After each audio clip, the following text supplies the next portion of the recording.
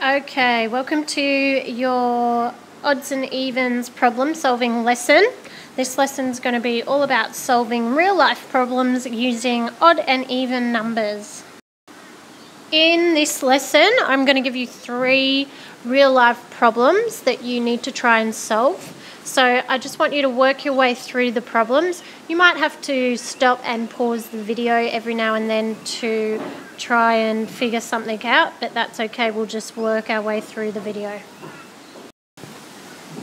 So for our first problem, problem number 1, we are going to use this calendar here to solve some problems using odd and even numbers. So you can see we've got a calendar of July 2015, and this is Sarah's calendar. Sarah does soccer training, and the problem that we need to find out is by using this calendar.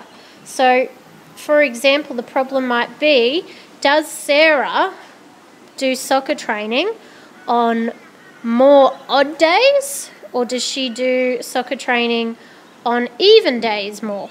And trying to figure out which one she's more likely to do soccer on, even or odd day of the month.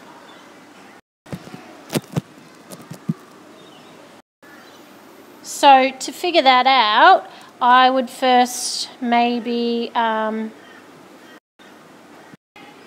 make the calendar a little bit smaller over here, but so I can still see it. And then I'm going to try and make 2 groups over here. This is going to be my odd group, and this is going to be my even group. And I'm going to look at the days that she does soccer on her calendar and put those days into my odd group or even group, depending on what number they are. And then I'm going to see which group has more days in it. So whether odd has more days or whether even has more days. So if I look at the calendar, the first day that I can see that she does soccer training is this Thursday, the 2nd. I know that 2, or the 2nd, is an even number, so I'm going to put 2 there in even. I'm going to look at the next day, which is the 6th. 6 is also an even number, so I'm going to put the 6th in the even group. The next day is the 15th. Now, remember that I look at the last digit, a 5, that's an odd number, so I'm going to write the 15th in here.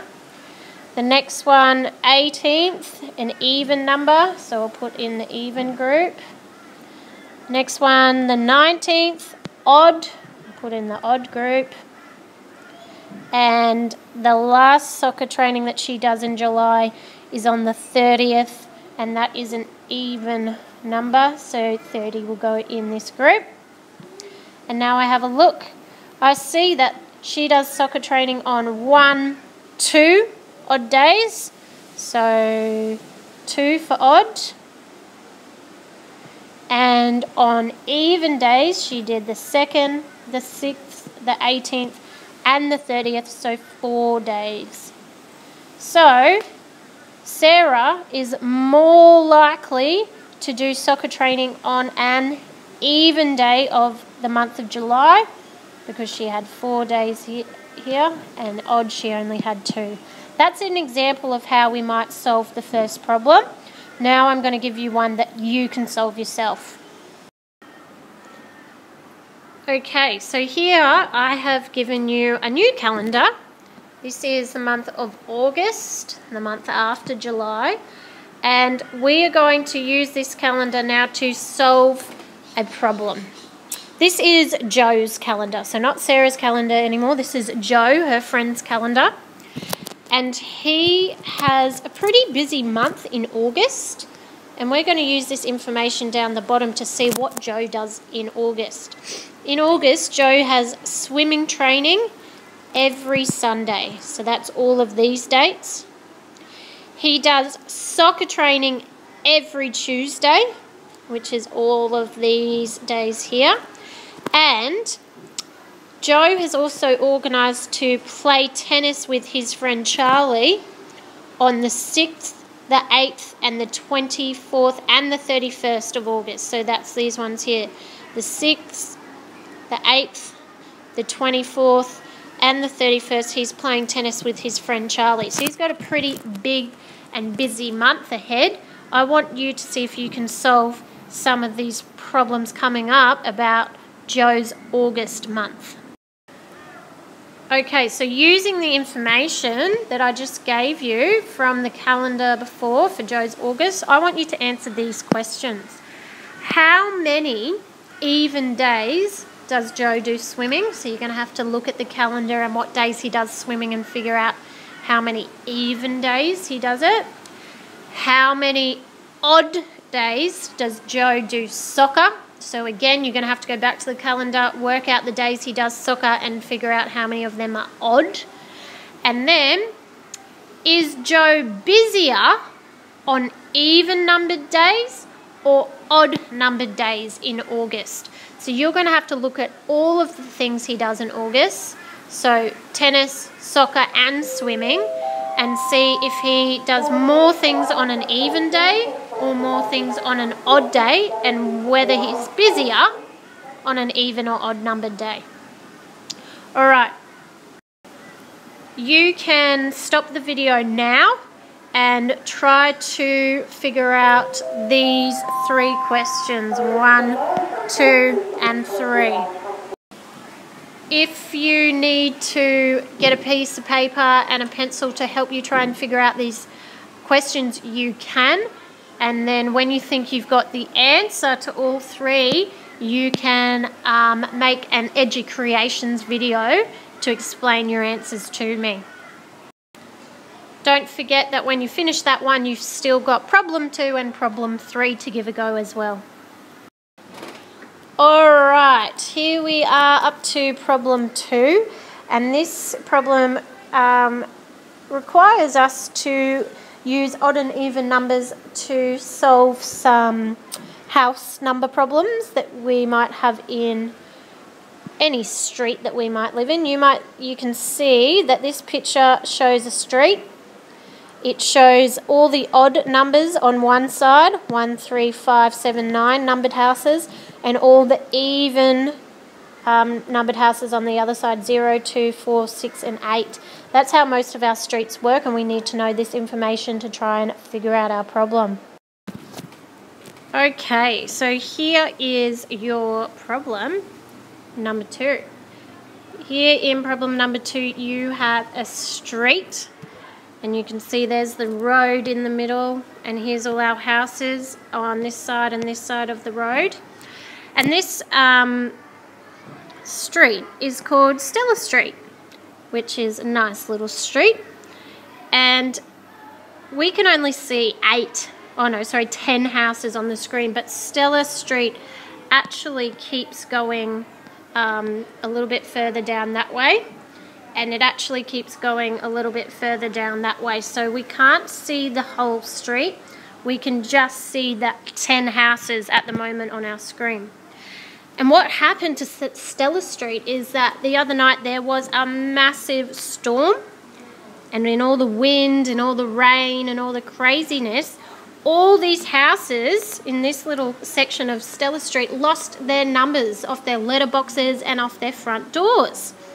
So they no longer have any of their numbers on them. So we were really lucky though, because of one house, this house here, managed to keep its number. This is number 13, this house. And we're really lucky that number 13 managed to keep its number, because even though all the others haven't got their numbers, we can use this one here, number 13, to figure out the others. You might have to think about what side of the street will the odd and even numbers be on, and in what order will they go.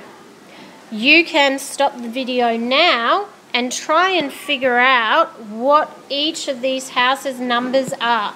Remember, use this one as a guide to help you. When you've finished all your information, you can create an Edgy Creations video explaining your answer to me also.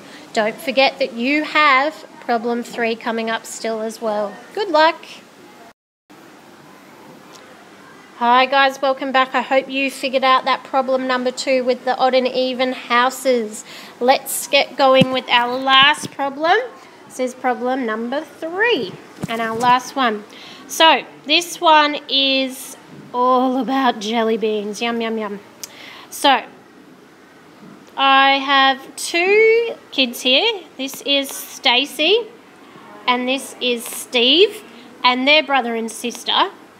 They're twins actually, and they were given by their mum a whole jar of jelly beans, but they had to play a game to figure out who could have the jelly beans. Now the game was that they had to start with 15 jelly beans. That's the first rule there. Can you see at the top? They have to start with 15. So here in this pile is all of their 15 jelly beans, all the blue ones. 1, 2, 3, 4, 5, 6, 7, 8, 9, 10, 11, 12, 13, 14, 15. All right. And what happens in the game is that each player, Stacy and Steve, has to take 1, 2, or 3 jelly beans at a time until there's none left. So they'll take turns. Stacy might take just 1 jelly bean, and then Steve will have his turn. He might take 2. Then it would be Stacy's turn again. She could take 3. But remember, they can only take 1, 2, or 3. Could they take 4 if it was their turn? No, they can't do that. Only 1, 2, or 3. And they have to keep taking turns. The winner of the game, who gets to eat all the 15 jelly beans at the end, is the person with the odd number of jelly beans.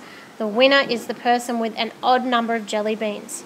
So you have to figure out, how does this game work and what strategies or what things could Stacy or Steve do to win. So to figure out this problem, you might have to get some counters out, or 15 of something, and see what actually happens when you take turns and when you take 1, 2, or 3 jelly beans, and how you can play the game to make sure you're the winner with the odd number of jelly beans left at the end. So if you had 7 left at the end and you were Stacy, and Steve had 8 left at the end, then Stacy would be the winner. She has the odd number 7. So stop the video now, get some counters out, or you could get pencils out to use, and see what strategies or what ideas you could come up with to make sure that you are going to be the winner with the odd number at the end. Maybe it has to do with how many jelly beans you take each turn. When you think you've figured out the answer, then you can make an EduCreations video teaching me and teaching other people how to win this game. Alright, good luck. Great job today, guys, solving those problem-solving real-life odd and even problems. You did a fantastic job. Well done.